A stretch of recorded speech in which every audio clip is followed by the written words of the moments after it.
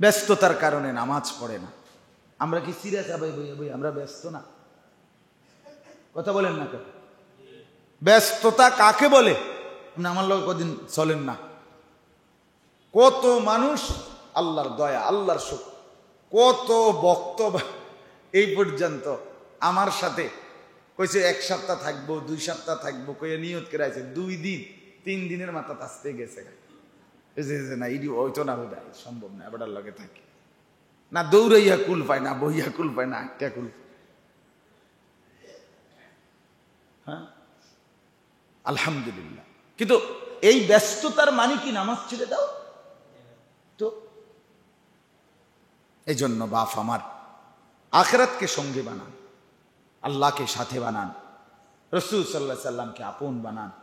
আমরা মুসলমান আমাদের জন্য আল্লাহ ছাড়া নাইও কেউ, আর আমাদের প্রয়োজন আল্লাহ ছাড়া শুনবে না কেউ, কেউ জিজ্ঞাসা করবে না, কেউ জিজ্ঞাসা। আপনার ওই সফরে বা জার্নিতে যাওয়ার আগে একটা ট্যাবলেট আছে, মানে আধা ঘন্টা আগে খাইলে আর বমি হয়, কি জানি ট্যাবলেটটার নাম। এমন যদি একটা ট্যাবলেট আবিষ্কার করা যাইতো যে ওয়াজের আধা ঘন্টা আগে খাইলে আর জুরানি আসে, মানে জুরায় যারা, তারার জন্য এমন কোনো ট্যাবলেট আবিষ্কার করা যায় কিনা, এটা চিন্তা করা দরকার। সবাই একটা একটা করে। এখন এই জন্য আসলে চেষ্টা করা, আমি যেটা নিয়ে বিরক্ত করি আপনাদেরকে, আসলে বিষয়টা কিন্তু বাস্তবতা হলো এই যে এটার জন্য চেষ্টা করতে। আপনি হাল ছেড়ে দিলে পারতেন না কিছু, বুঝলেন না? হুজুর আমি পারি না, না এটা কোনো কথা। হুজুর আমার পক্ষে সম্ভব না, না মুসলমান মুমিন হিম্মত হারা হয় না। এটা খুব জরুরি, খুব জরুরি। আপনাকে হিম্মত রাখতেই হবে, হিম্মত রাখতেই হবে। চেষ্টা না করলে, কষ্ট না করলে। আজকে আমি 4টা বাজে বরাবর বাসায় ঢুকছি, রাত 4টায়। তো 4:30 পর্যন্ত 26, 27 পর্যন্ত নামাজ পড়ছি। পড়ে এই নামাজের মুসল্লার মধ্যে আমার বিবিও উঠছে, সেও নামাজ পড়ছে। তা আমি হেরে বললাম যে আমি আধা ঘন্টা এখানেই মুসল্লার মধ্যে ঘুমাই, 5টায় তুমি আমার উঠাই দিবা। ফজরের নামাজ 20-এ জামাত ধরতে হবে। এই আধা ঘন্টাই ঘুমাইছি ওই মুসল্লার ভিতরে। খুব কষ্ট হয়েছে, পরে উঠতে মনে যেন চোখ ছিঁড়ে যাইতেছে, কিন্তু আমার তো উপায় নাই। উপায় আছে, আমি ফজরের নামাজ না পড়ে ঘুমায় যাওয়ার মতো কোনো সুযোগ বা উপায়, অনুমতি আছে আমাদের? তাহলে এমন, মানে আমি যদি মনের মধ্যে কি করি, সিদ্ধান্ত নেই যে আমাকে এটা করতেই হবে, আমি মরি ভাই, ঘুম আরো আসো, আমার এই ছাড়া তো উপায় নেই। একটা উদাহরণ বললাম, প্রত্যেকটা কাজে মানুষ হিম্মত করলে সম্ভব, হিম্মত করলে। এই জন্য হিম্মত করে যে যতক্ষণ আল্লাহর কথা শুনবো মনোযোগ দিয়ে শুনবো। বিশ্বাস করেন না, এটা আমি খুব বিরক্ত করি, সবাইরে বলি বেশি, কিন্তু এই মনোযোগ পরিবর্তন করে মানুষের। আন্তরিকতা না থাকলে, মনোযোগ না থাকলে, আগ্রহ না থাকলে, মানার মানসিকতা না থাকলে, গ্রহণ করার মতো ইচ্ছা না থাকলে জীবনও বদলায়, জীবন বদলায়, জীবনের মধ্যে অনুভূতি আসে। হাদিস আমি আপনাদেরকে অনেক শুনাইছি যে রাসূলুল্লাহ সাল্লাল্লাহু আলাইহি ওয়াসাল্লাম বলেন, কিছু মানুষের দিল এরকম কালকুজ, এমন গ্লাস, এমন পাত্রের মতো যেটা সে উল্টায় রাখছে। মুরবাদান, যেটাকে উল্টাইয়া রাখছে। এবার নবীজি বলেন, কেউ যদি তার গ্লাসটাকে উল্টাইয়া ফেলে, দিলটাকে উল্টাইয়া রাখে, লা ইয়ারিফু মান মারুফান ওয়ালা ইউনকিরু মুনকারা, সে কোনো নেক কাজকে তার কাছে নেক মনে হবে না, কোনো গুনার কাজকে তার কাছে গুনাই মনে হবে না, বরং ইল্লা, সে শুধুই কেবল উশরিবা মিন হাওয়া, তার মনে যা চাইবে সে তাই পান করবে, সে তাই কি করবে, আমার মন চা, আমার যা ইচ্ছে। তাহলে আপনি যদি এই গ্লাসটাকে উপর করে রাখেন, তাহলে এই নদীর পানি সবগুলো এটার উপরে ঢাললেও তো গ্লাসটা কি হবে না, পুড়বে না, এক ফোঁটাও তো পানি জমবে না। তাহলে পানির তো সমস্যা ছিল না, সমস্যা হচ্ছে আপনি গ্লাসটা কি করে রাখছেন। ওলামায়ে কেরাম তো বলতেছে, এত বয়ান, এত নসিহতের পরে, চতুর্মুখী এত ওয়াজ মাহফিল, এত উপদেশ, এত নসিহতের পরে জিন্দেগি পরিবর্তন হওয়ার কথা, কিন্তু কেন হচ্ছে? মানার আন্তরিকতা নাই। আমি আগেই নিজের উপরে বুঝাই নিছি যে আমার পক্ষে সম্ভব না, আমি পারতাম না। কারণ আপনি যদি আগেই ফয়সালা নিয়ে ফেলেন, এত এত নামাজ রোজা, এত বন্দিগি, বাবুরে এত তান, এটি আমার করে হইত না, এটা তো তাইলে কখনোই সম্ভব না। আর যদি কোনো বান্দা ফিকির করে যে আমি হিম্মত করলাম, ইনশাল্লাহ আমি পারবো,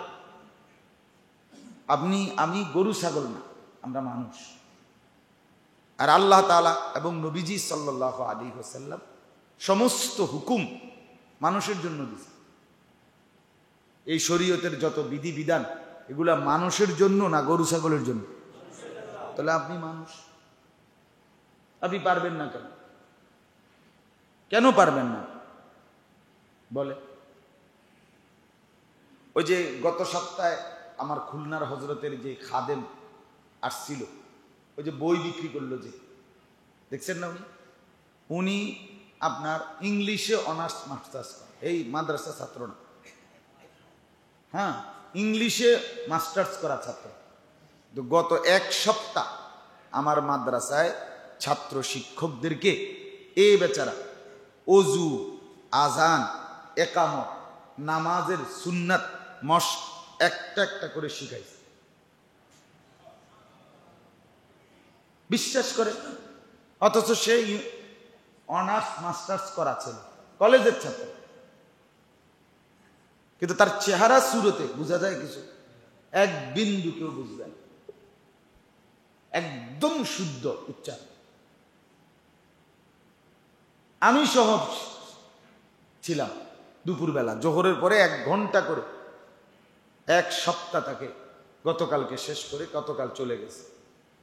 তাহলে আপনি বলেন, একজন মানুষ কলেজের ছাত্র যখন হিম্মত করছে, তো তার ওযু, নামাজ, সূরা, কেরাত, দোয়া, কালাম, আজান, ইকামত সব কিছু সুন্নাত মোতাবেক ঠিক করে নিছে।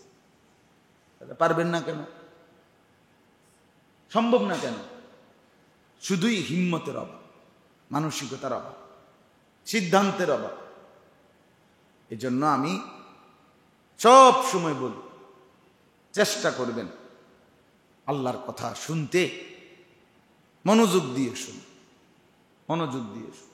জুমার বয়ানগুলো ফায়দা হয় না আজকেই কার, অথচ জুমার নামাজে একজন ইমাম 1 বছরে 52 সপ্তাহ কথা বলে, ধারাবাহিক, এরাই মুসল্লি, ইনি ইমাম। তাহলে হিসাবে এই ধারাবাহিক কথাগুলো দ্বারা মানুষের জিন্দেগি পরিবর্তন হওয়ার কথা ছিল, জীবন সুন্দর হওয়ার কথা ছিল। কিন্তু ওই যে ডুববার সময় তার মানসিকতা হলো কোন রকম গার ফালাই রাখবো, সমডানা ফার করো, বুঝেন না কোথায় সময়? এটা হুজুরের ব্যানব্যানানি হুজুরে করে, ইতান তো সবসময় কয়, হুজুরের এই সমস্ত উনাফানা তো থাকবেই, এটি কইবেই হুজুররা বাবুরে, সব কি আর আমরা ধরে পারব না?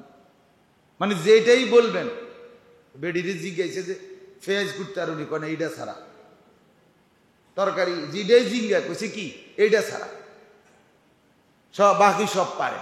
এখন জিঙ্গাইতে জিঙ্গাইতে আর কিচ্ছু বাকি নাই, হে কোনোটাই পারে না। আমাদের হালাত হল অজু সুন্দর করেন, আমরা সাধারণ মানুষ, আমরা কি এটা ধরে এতটান ধরে পারবো? নামাজ ঠিক করে, এটার মধ্যে এই জবাব। মানে যেটা বলবেন আপনি, খামখেয়ালি মানুষের অজুহাতের কোনো শেষ নেই, গাফেল মানুষের অজুহাতের কোনো কি নাই, শেষ নেই।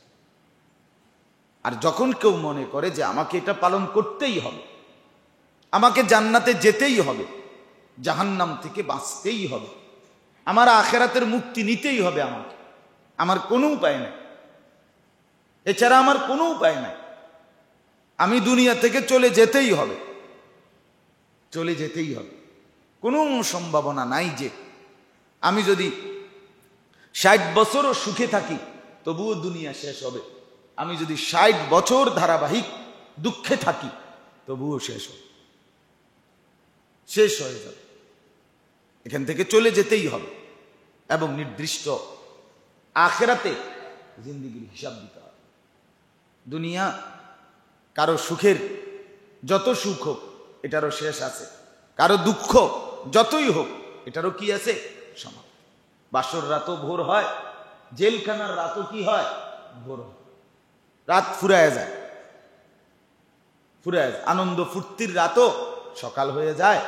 আবার হাসপাতালের চিকিৎসায়, ব্যথায়, অসুস্থতায় কাতরাইতেছে যে, তার রাতও কি হয়ে যায়। এখানে কোনো রাত থেমে থাকে না, এখানে কোনো দিন থেমে থাকে না, কিন্তু আখেরাত থেমে যাবে, শুধুই শুরু হবে আর শেষ হবে, আর শেষ হবে। আফামা নাহনু বিমাইয়িতিন, কোরআনে আছে, জান্নাতি জাহান্নামীকে বলবে যে আফামা নাহনু বিমাইয়িতিন, বন্ধু শুনো, আর কোনো দিন তোমার কিংবা আমার কারোই মৃত্যু হবে না, আর মৃত্যু হবে না। তুমি ফাইসা গেলা, আমি বাইচা গেলাম, আমি বেঁচে গেলাম, তুমি শেষ, তুমি শেষ। এবারের ব্যবসায় মায়ের খেয়েছেন, সামনের বছর ব্যবসা আবার সালাম পুঁজি উঠে এলেন, ঠিক আছে, সেটা দুনিয়া, সেটা সম্ভব হতে পারে দুনিয়া, কিন্তু ওইখানে ফাইসা গেলে আর সম্ভব, আর মৃত্যু হবে না। ইল্লা মাউতাতানাল উলা, মৃত্যু কেবল ওই প্রথমটাই, দুনিয়ার থাকতে যেটা হয়েছিল সেটা তোমারও হয়েছে, আমারও হয়েছে, আর মৃত্যু হবে। কষ্ট এবং যন্ত্রণা যত ভয়ানকই হোক, মৃত্যু হবে না। কুল্লামা নাদিজাত জুলুদুহুম বাদদালনাহুম জুলুদান গায়রা, আল্লাহ বলেন জাহান্নামের শরীরের চামড়া আগুনে যখন জ্বলে পুড়ে খসে পড়বে, তো সাথে সাথে পুনরায় নতুন চামড়া হয়ে যাবে। বাদদালনাহুম জুলুদান গায়রা, সাথে সাথে আবার। এজন্য বাপ আমার, ভাই আমার, ফিকির চাই, ফিকির চাই, অনুভূতি জাগানো চাই। আখেরাতকে সাথে নেন, পরকালকে সাথে নেন, মৃত্যু পরবর্তী জিন্দেগিটাকে সাথে নেন, মিলায় নেন, মিলায় নেন। দুনিয়া যত কাড়াকাড়ি করেন, দুনিয়া শেষ হয় না, আরো কাড়াকাড়ি করে। কোটি কোটি টাকার মালিকরা অভাবী বেশি, পেরেশানি বেশি, বাহিরের জৌলুস, হ্যাঁ, চাকচিক্যময় বাতি, বিল্ডিং এর উপরে নিচে, তারপরে আপনার সব জায়গায় অজস্র লাল নীল ঝাড়বাতি, হ্যাঁ, কিন্তু ঘরের মধ্যে পেরেশানি, রাত গভীরে কলিজার ব্যথা, চোখের পানি, এই জিন্দেগি। দুনিয়া স্বস্তি দেয় না। আল্লাহ তাআলা আমাদেরকে বুঝার তৌফিক দান করেন। এই জন্য অনুরোধ, আমরা প্রত্যেকে আখিরাতকে সঙ্গী বানান। আল্লাহ নবী সাল্লাল্লাহু আলাইহি ওয়াসাল্লাম বলছেন, কুনু আবনা আল আখিরা, হে আমার উম্মত, আখিরাতের সন্তান হও। ওয়ালা তাকুনু আবনা আদ-দুনিয়া, দুনিয়ার সন্তান হইও না। ফা ইন্নাল ইয়াউমা আমালুন ওয়ালা হিসাব, নবী বলেন শুনো, আজ দুনিয়া শুধুই আমলের জায়গা, এখানে হিসাব হয় না, এখানে প্রতিদান হয় না। ও গাদান হিসাবুন ওয়ালা আমাল, আর আগামীকাল হাসরের মাঠ, শুধুই হিসাব হবে, আমল করার সুযোগ হবে না। হবে কি বলেন? হবে না। আজ সেজদা দেওয়ার সুযোগ, আল্লাহ কোরআনে বলছে হাসরের ময়দানে নাফরমান চেষ্টা করবে কিন্তু লা ইস্তাতিউন, কিন্তু সম্ভব হবে না। আজকে কোনই বাঁকা হয়, হাসরের ময়দানে কোনই বাঁকা হবে না। আজকে কোমর বাঁকা হয়, হাসরের ময়দানে কোমর বাঁকা হবে না। আজকে হাঁটু বাঁকা হয়, হাসরের ময়দানে খোদার কসম হাঁটু বাঁকা হবে না। সেজদা দেওয়া পারবে না, কোরআনের আয়াত। ব্যস্ততার কারণে নামাজ পড়ে না। আমরা কি সিরিয়াস? ভাই আমরা ব্যস্ত না? কথা বলেন না কেন? ব্যস্ততা কাকে বলে? আমার লোক কদিন চলেন না। কত মানুষ, আল্লাহর দয়া, আল্লাহর শক্তি, কত বক্তব্য এই পর্যন্ত আমার সাথে কইছে 1 সপ্তাহ থাকবো, 2 সপ্তাহ থাকবো, কইয়া নিয়ত করে আছে 2 দিন 3 দিনের মাথা আসতে গেছে না, ইডি হইতো না, বোধ সম্ভব না, এবার লগে থাকে না, দৌড়াইয়া কুল পায় না, বইয়া কুল পায় না, একটা কুল। হ্যাঁ, আলহামদুলিল্লাহ। কিন্তু এই ব্যস্ততার মানে কি নামাজ ছেড়ে দাও? তো এই জন্য বাপ আমার, আখিরাতকে সঙ্গী বানান, আল্লাহকে সাথে বানান, রাসূল সাল্লাল্লাহু আলাইহি সাল্লামকে আপন বানান। আমরা মুসলমান, মুসলমান আমাদের জন্য আল্লাহ ছাড়া নাইও কেউ, আর আমাদের প্রয়োজন আল্লাহ ছাড়া শুনবে না কেউ, কেউ জিজ্ঞাসা করবে না, কেউ জিজ্ঞাসা।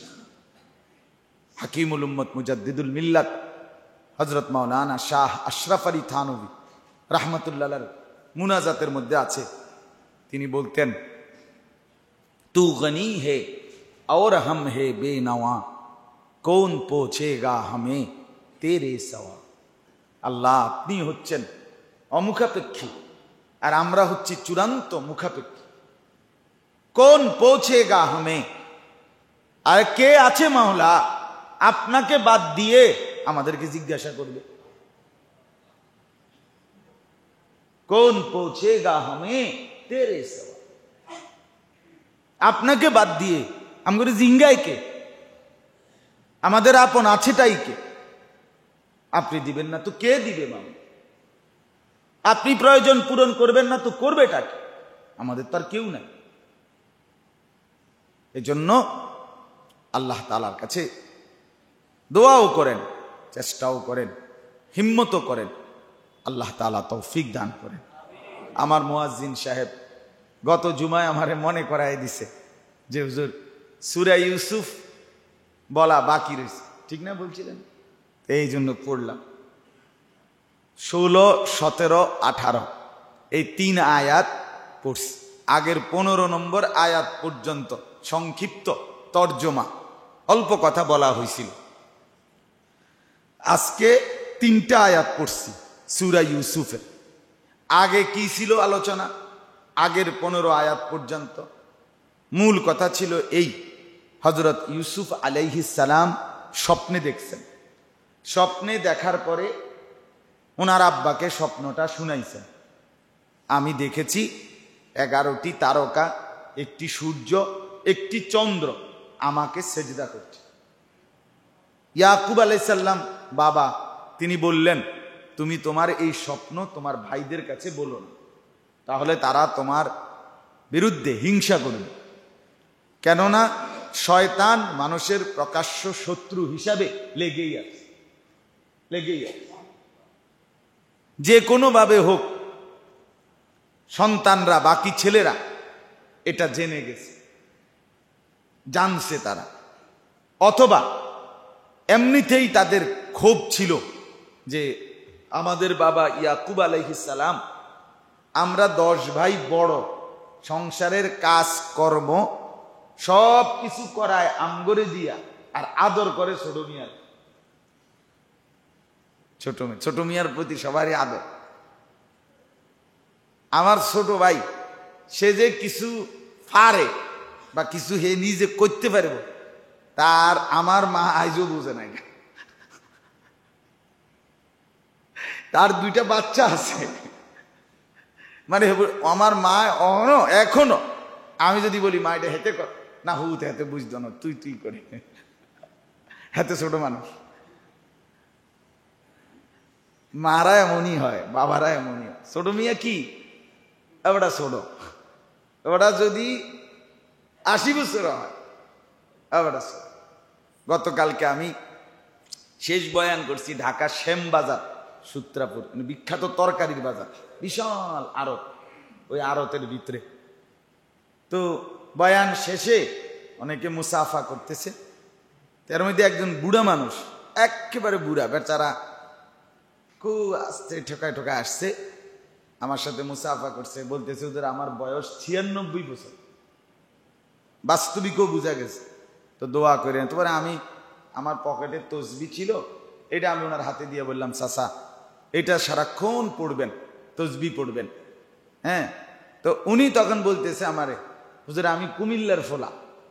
এ বুড়া মিয়া, আমি কি কন আপনি কইবেন আমি কুমিল্লার বুড়া। 96 বছর বয়স আপনার, আপনি কন কুমিল্লার ফোলা। তো যাই হোক, 10 ভাই নিজেদের মধ্যে বলল যে আব্বা আমরা বড়, আমাদেরকে দিয়ে সংসারের সব কাজকর্ম করায়, অথচ আদর করে কাকে? ছোট জনকে, ইউসুফকে, বিনিয়ামিনকে। এটা আব্বার এই কামটা ঠিক না। এই নিয়ে কথাবার্তা পরস্পর নিয়মিত বলতো, আর এই সময় যে কোনো ভাবে স্বপ্নের কথাটাও তারা জানছে। তো তারাও তো নবীর সন্তান, এই কারণে তাদের বুঝ বুদ্ধি আকল দিমাগ তো অনেক, তারা বুঝছে এটার দ্বারা বোঝা যায় ইউসুফ অনেক সম্মানী হবে। তখন তারা ষড়যন্ত্র করে বাবার কাছ থেকে কৌশল করে হযরত ইউসুফ আলাইহিস সালামকে 10 ভাই খেলার নাম দিয়া বাবার কাছ থেকে নিয়ে গেছে। বলছে আমরা জঙ্গলে যাব, আমরা একদিকে বকরি চড়াবো। তারা বকরি চড়াইতো, তো আমরা বকরিও চড়াবো, আর বকরির জায়গায় চড়লে বাকি সময়টা তো আমরা খেলাধুলা করি। তো ইউসুফ আমাদের সাথে জঙ্গলের পাশে খেলবে, আনন্দ ফুর্তি করবে। আব্বা আপনি আমাদের কাছে তাকে দেন। খুব ইসরার করছে, মানে খুব জোর করছে। জোর করে বলাতে ইউসুফ আলাইহিস সালাম অন্তরের মধ্যে অস্থিরতা এবং পেরেশানি নিয়েও তাদের কাছে দিছে। দেওয়ার পরে তারা 10 ভাই সম্মিলিতভাবে ইউসুফ আলাইহিস সালামকে একটি কূপের মধ্যে ফেলে দিছে। ফেলে এরপরে কি হয়েছে এইটা এরপরের আয়াত। ফেলে দেওয়ার পর সন্ধ্যাবেলা ওয়াজাউ আবাহুম ইশাআন ইয়াবকুন, যেখানে আজকে পড়লাম 16 নম্বর আয়াত। আল্লাহ তাআলা বলেন সন্ধ্যাবেলায়, রাত্রি যখন শুরু হলো, তখন তারা সকলেই 10 ভাই একযোগে তাদের পিতা আব্বার কাছে, ইয়াকুবের কাছে কাঁদতে কাঁদতে এসে উপস্থিত হল। তো 10 ভাইয়ের একসাথে কান্নার আওয়াজ শুনে তাফসীরের মধ্যে লিখছে ইয়াকুব আলাইহিস সালাম সাথে সাথে ঘর থেকে বের হয়ে গেছে। আগে জলদি বের হয়েই বুঝছে তোমাদের কোনো বিপদ হলো না তো, তোমাদের ছাগল, তোমাদের বকরিগুলো কি বাঘে আক্রমণ করছে, তোমাদের বকরির কি কোনো ক্ষতি হয়েছে, এই কথা বলতে রাখ। তখন তারা কাঁদতে কাঁদতে বলল, কি বলল?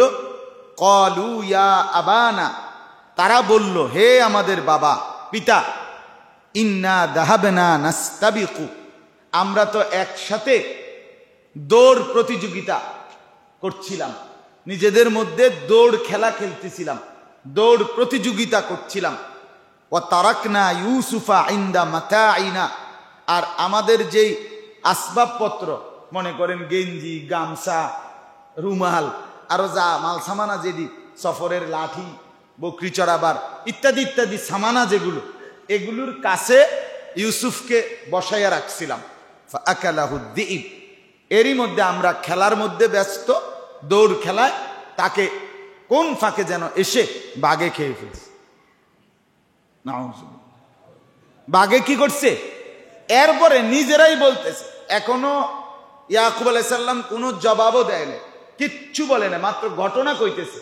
কইয়া নিজেরাই আবার বলে, ওমা আনতা বিমুমিনিন লানা ওয়ালাউ কুন্না সাদিকিন, আমরা কিন্তু জানি আমরা যতই সত্যবাদী হই আপনি কোনো বিশ্বাস করতেন না।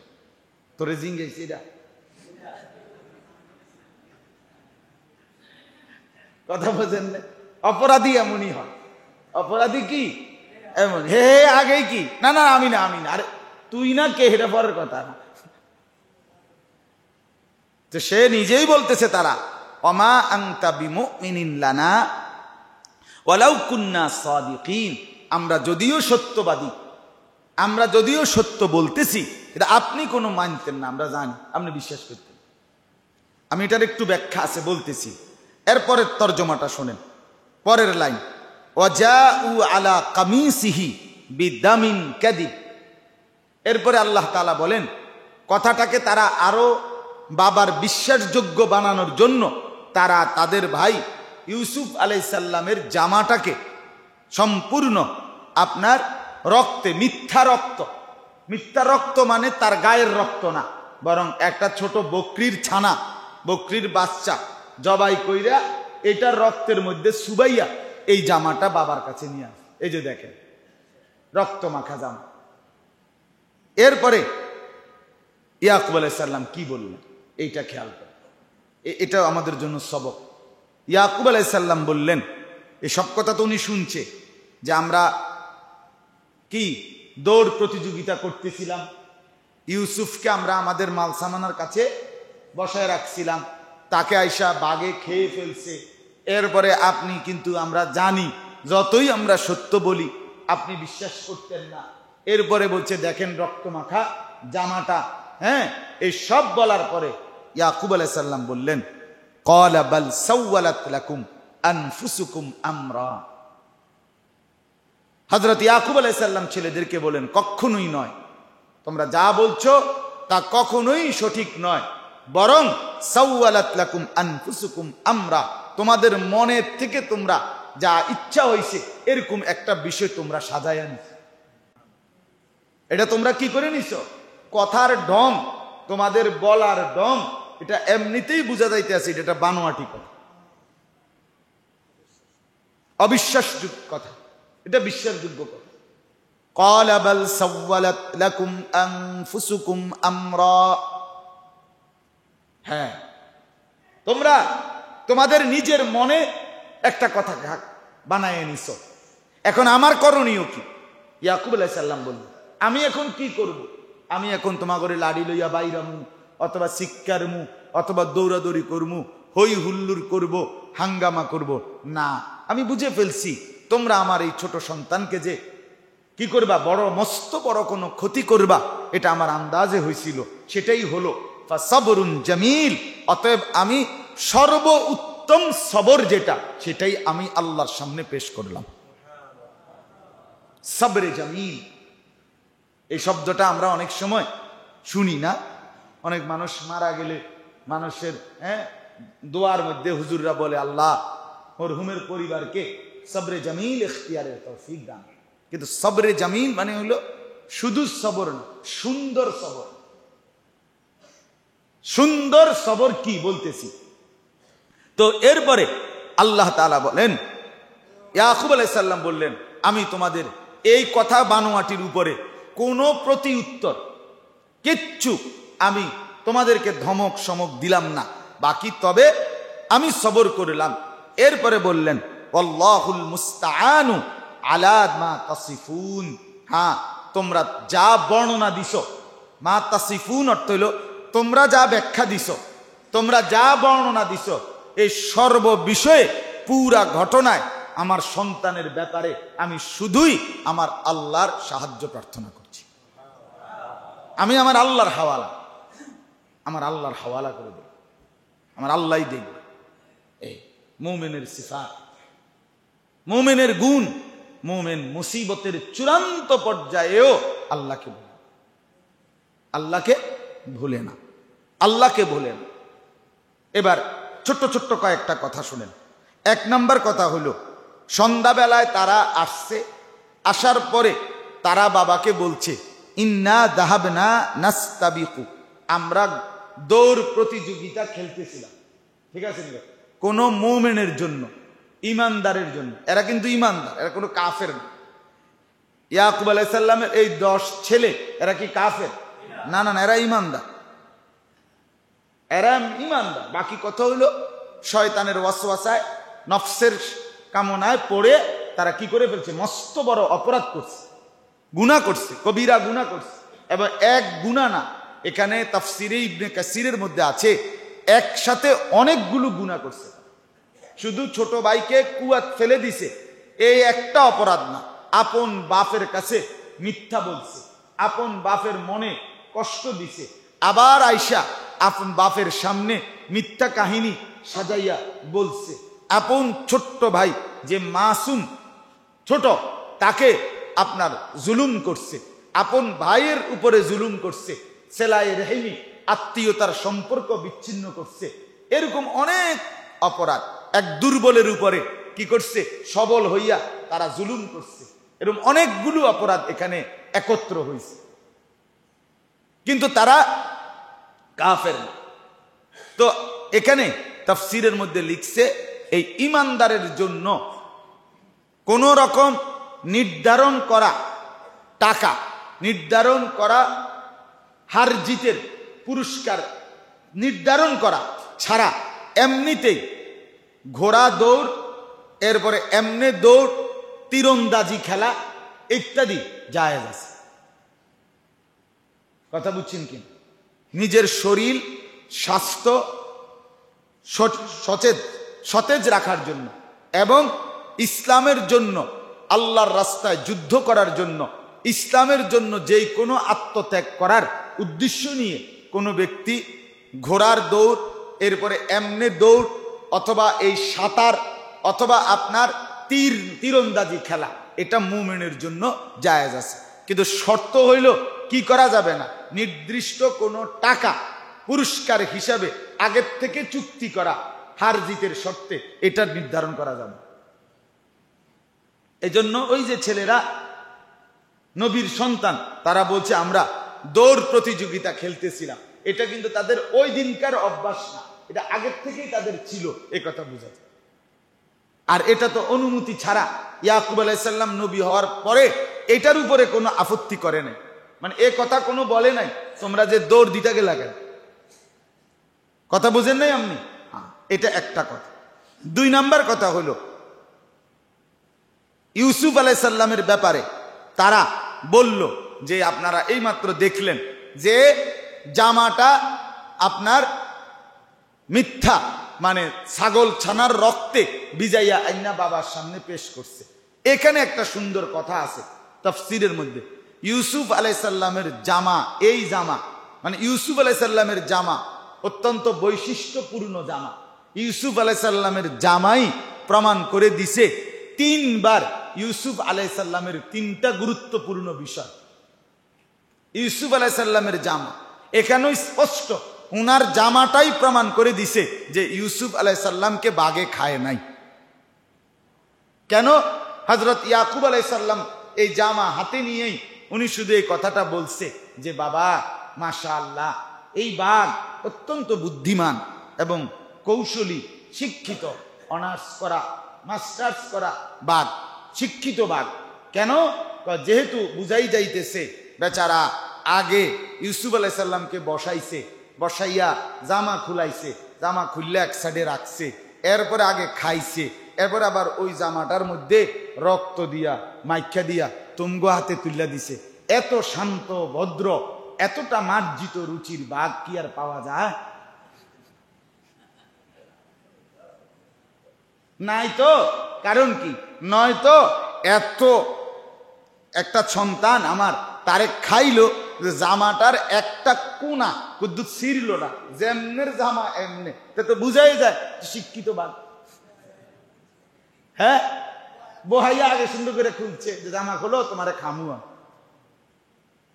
মানে এতেই কি হয়ে গেছে, প্রমাণিত হয়ে গেছে এটা যে কি মিথ্যা, এটা যে মিথ্যা। এজন্য ওই যে আপনার যারা তদন্ত করে, আসামি মামলার তদন্ত করে না, তাদের চিরাচরিত এই কোরআন থেকে এটা বোঝা যায়।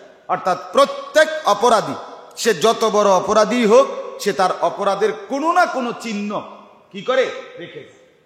তার অজান, এটা আল্লাহরই কুদরত, আল্লাহরই কুদরতে সে তার অপরাধের চিহ্ন কি করে রেখে যায়, সে বেখেয়াল ছুটে যায়। আরেকটা হলো, যেই কোনো ব্যক্তি পাপ যখন করে বুদ্ধি লোপ পায়। মানে অপরাধ করিলে, পাপ করিলে মানুষের বুদ্ধি, দেমাগ, বিবেক, হুঁশ কি হয়ে যায়, কমে যায়, কমে যায়, কমে যায়। এই যেমন এখানে তারা 10 ভাই মিলে, কারো মাথাত এই কথাটা আইলো না, একজন লোকও তোমরা বললা না যে কিরে বেটা এই ডাইরেক্ট এরকম ফ্রেশ জামাটা নিয়ে লয়ে গেলে আব্বা কি মনে করব। কিন্তু আসলে এটা এরকমই, অর্থাৎ অপরাধ করার কারণে 10 জনেরই বুদ্ধি লোপ পাইছে। অত বলতেছিলাম 3 বার, এই একবার ইউসুফ আলাইহিস সালামের জামা এটাই প্রমাণ করছে ইউসুফ আলাইহিস সালামকে বাঘে খায় নাই। আরেকবার 2 নাম্বার, জুলাইখা যখন অন্ধকার একাকী রুমে ইউসুফ আলাইহিস সালামকে অপকর্মের জন্য টানাটানি করছে, বাধ্য করতে চাইছে, ইউসুফ আলাইহিস সালাম তখন দরজার দিকে দৌড় দিছে, তখন 7টা বন্ধ দরজা আল্লাহর কুদরতে একটা একটা করে খুলে গেছে। এবং শেষ মাথায় গিয়া ইউসুফ আলাইহিস সালামকে যখন আর ধরতে পারবে না, তখন জুলাইখা দৌড়াইয়া গিয়া জামার পিছন দিক দিয়ে টাইনা ছিঁড়ে ফেলছে। ইউসুফ আলাইহিস সালাম তারপরও বের হয়ে গেছে। এই যে জামা, এরপরে বের হয়েই ইউসুফ এবং জুলাইখা দেখছে জুলাইখার স্বামী দাঁড়ানো, তখন জুলাইখা সাথে সাথে অপবাদ দিছে যে তোমার স্ত্রীর সাথে তোমার গোলাম অপকর্ম করতে চাইছে। তখন ওই ঘরে একটি বাচ্চা ছোট ছিল ওই বাড়িতে, ওই বাচ্চা বলছে এটা এমনি প্রমাণ করা যাবে না, বরং ইউসুফের জামাটা দেখো, যদি জামা সামনের দিক থেকে ছিঁড়া হয় তাইলে ইউসুফ মিথ্যাবাদী আর জুলাইখা সত্যবাদী, আর যদি জামা পিছন দিক থেকে ছিঁড়া হয় তাহলে জুলাইখা মিথ্যাবাদী, ইউসুফ সত্যবাদী। ঠিকই জামাটা পিছন দিক দিয়ে ছিঁড়া দেখছে, প্রমাণিত হয়েছে ইউসুফ আলাইহিস সালামই সত্যবাদী। আরো ব্যাখ্যা আছে, এটা আসবে তখন আমি বলবো, মানে শুধু দূর বললাম। তাইলে আপনার এই এখানেও ইউসুফ আলাইহিস সালামের জামা কি করলো, ওনাকে সত্যবাদী, চরিত্রবান প্রমাণিত করে দিল। 3 নাম্বার, 40 বছর পরে ইউসুফ আলাইহিস সালামকে হারিয়ে 40 বছর একটানা ইয়াকুব আলাইহিস সালাম কাঁদছেন। কাঁদার পরে 40 বছর পরে দুর্ভিক্ষের সময়ে যখন ইউসুফ আলাইহিস সালামের 10 ভাইয়ের কাছে ইউসুফ আলাইহিস সালাম নিজের পরিচয় দিছিলেন, এই পরিচয় দেওয়ার পরে তখন কেনানের মধ্যে ইয়াকুব আলাইহিস সালাম কাঁদতে কাঁদতে অন্ধ হয়ে গেছিলেন, অন্ধ হয়ে গেছিলেন। তখন ইউসুফ আলাইহিস সালাম ওই 10 ভাইকে পরিচয় দিয়া মাফ করে দিছে। এরপরে বলছে তোমরা তোমাদের গোটা ফ্যামিলি আমার আব্বারের সহ তোমরা ওইখান থেকে মিশরে আমার কাছে নিয়ে আসো। তো বলছে আব্বা তো চোখে দেখে না, তখন বলছে এই নিজের জামা ইউসুফ আলাইহিস সালাম দিয়া বলছে এই জামা নিয়ে যাও, আমার আব্বার চোখে লাগাইলেই আমার আব্বার দৃষ্টিশক্তি ফিরে চলে আসবে। ইয়াতি বাসীরা, এটাও আছে এখানে আসবে। তো ইউসুফ আলাইহিস সালামের এই জামা 3 বার, একবার ছোট্টবেলা ওনার জামাই ওনারে কি প্রমাণ করে দিছে, ওনারে বাঘে খায় নাই, ওনার জামাই প্রমাণ করছে উনি চরিত্র নষ্ট করে নাই, ওনার জামাই প্রমাণ করছে উনার আব্বার দৃষ্টিশক্তি ফিরে পাওয়ার মতো কারামত ওনার জামার মাধ্যমে আল্লাহ প্রকাশ করে দিয়েছে। হ্যাঁ, শেষ কথা হইল হযরত ইয়াকুব আলাইহিস সালাম বললেন আমি বুঝে নিয়েছি তোমরা কথাটা বানাইয়া বলছো, তবে আমার করণীয় কি, সবরে জামিল। করণীয় কি, সবরে জামিল। সবরে জামিল কাকে বলে? এক কথা শুধু একটাই বলি, সেটা হলো তাফসীরে ইবনে কাসিরের মধ্যে লিখছে সবরে জামিল বলা হয় আল্লাহর উপরে এভাবে ধৈর্য ধরা, আল্লাহর কাছে এইভাবে নিজেকে সমর্পণ করা যে লা শিকওয়া ফিহি, যার মধ্যে কোনো অভিযোগ নেই, আল্লাহর কাছে কোনো অভিযোগ পেশ না করা, একেবারে নিশ্চিন্ত মনে মেনে নেওয়া আল্লাহর ফয়সালা, এটাকে বলে সবরে জামিল। বহুত চেষ্টা করছি ভাই, চেষ্টা করতে করতে বহুত শিক্ষার্থী শেষে আর কি করা, ধৈর্য না ধরে কি আর উপায় আসেনি। এটা সবরে জামিল? কথা বলেন না কেন? না, এটা কি না? সবরে জামিল। অর্থাৎ আপনি আপনার অভিযোগ, আপনার অস্থিরতা সব কিছু শেষ করার পরে এরপরে আপনি বললেন এবার সবর করিলাম না। হাদিসের মধ্যে আছে, এই উদাহরণটা শুধু শেষ শুনেন। এক মহিলা, তার সন্তান ইন্তেকাল করছে, তো মহিলা তার সন্তানকে নিয়ে নবীজির জামানায় খুব কাঁদতেছে, শিক্ষার্থী আছে, অস্থিরতা হাহুতাশ করতেছে। নবী সাল্লাল্লাহু আলাইহি ওয়াসাল্লাম পিছন দিক দিয়ে আইসা, মহিলা নবীজিকে সরাসরি দেখে নাই, খেয়াল করে নাই, নবীজি পিছন দিক দিয়ে আইসা দাঁড়াইয়া বলছে যে সবর করো, সবর করো, ইস বিরি, সবর করো মা। তখন ওই মহিলা ওই নিচের দিকে তাকাইয়াই, নবীজি যে কইছে কথাটা নবীজির আওয়াজ সে বুঝে নাই, সে এমনি ওই দিকে তাকাই বলতেছে, কইতে তো এরম বালাই লাগে, ফুত তো মরছে আমার। কথা বোঝেন নাই? ফুত মরছে তো কি আমার, আমনে আইয়া উপদেশ দিতে তো ব্যাকেতে ভাল লাগে, আমিও না বুঝি আমার কলিজাটার ব্যথাটাকে। এই তখন নবীজি চলে গেছে। অন্য সাহাবীরা বলছে মহিলাকে, তুমি কি জানো কাকে উত্তর দিছো? বলছে না। বলছে তো তিনি তো আল্লাহ রসুল, তিনি বলছিলেন। ইন্না লিল্লাহ, আমি তো এটা বুঝি নাই। তো মহিলা আবার ফিরে আইসা বলছে, ইয়া রাসূল আল্লাহ, আমি আমার আল্লাহর উপরে সবর করলাম, ধৈর্য ধরলাম। তো নবীজি বললেন, লা, না মায়, ব্যাপারটা এরকম না। ইন্নামা সাবরু ইনদা সাদমাতিল উলা, ধাক্কা যখন লাগে তখন সবর করা, এটারে বলে সবরে জামিল। ব্যথা যখন লাগে, কষ্ট যখন লাগে, প্রথম ধাক্কাতে কি করা? সবর করা, এটারে কি বলে? সবরে জামিল। সবরে জামিল, হ্যাঁ বলে সবর মানে চেষ্টা না করা, তদবির না করা, কষ্ট না, না এটা তো থাকবে, কিন্তু আমি আল্লাহর ফয়সালার উপরে প্রথম উচ্চারণে কি করতে হবে? সবর। প্রথমেই একথা বলে, আরে খোদা ঘুরে গেলে কেলে আমারই দেখো কে, হ্যাঁ প্রত্যেকবারে মুসিবত আমার রূপে নিয়ে আইয়ে, আর মানুষ দেখো না তো আর কারে দেখতো? আমনের নামটা কোন ফেরেশতারে, ওনার নাম কোন, যে তার রূপে করো। এরপরে যদি যার নাম কইবেন তে তো আপনার বাইরে সোজা করে লাগে, যে তুই তুই বিপদে পড়ছ, আমার নাম কলি গায়। ঠিক কিনা বলেন না কেন? বলবে কি না বলেন? তাইলে বোঝা গেল সবর হবে কি? প্রথম ধাক্কায়। কখন সবর বলেন না? এবং যেই সবরে কোনো অভিযোগ নেই, আমার আল্লাহর ফয়সালার উপরে সন্তুষ্ট থাকা। আল্লাহ তাআলা আমাদের প্রত্যেককে তৌফিক দান করেন, আমিন। সুন্নাত।